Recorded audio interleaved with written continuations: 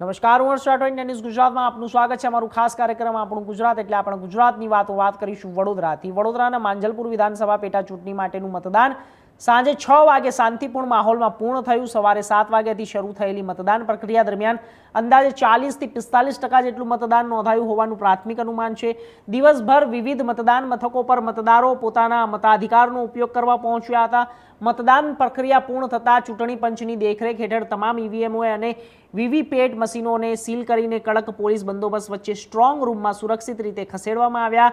હવે તમામની નજર 3 ઓગસ્ટ પર છે, જ્યારે મતગણતરી હાથ ધરાશે અને માંજલપુર વિધાનસભાના પેટા ચૂંટણીનું પરિણામ જાહેર કરવામાં આવશે।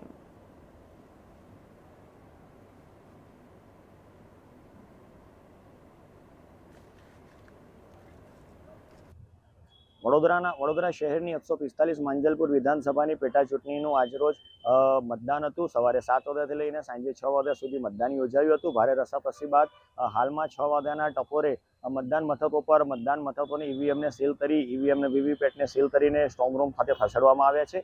હાલની અંદર વડોદરા શહેરની જો વાત કરવામાં આવે તો અંદાજિત 40 થી 45 જેટલું સામાન્ય મતદાન આજરોજ યોજાયું હતું। હવે આવનારા 3 ઓગસ્ટે મતદાન પેટીની ગણતરી થશે અને ત્યારે આવનારા જે ભાજપ અને કોંગ્રેસના જે ઉમેદવાર છે તેનાથી તેમનું ભાવિ નક્કી કરવામાં આવશે। Himanshu Joshi, India news, Vadodara.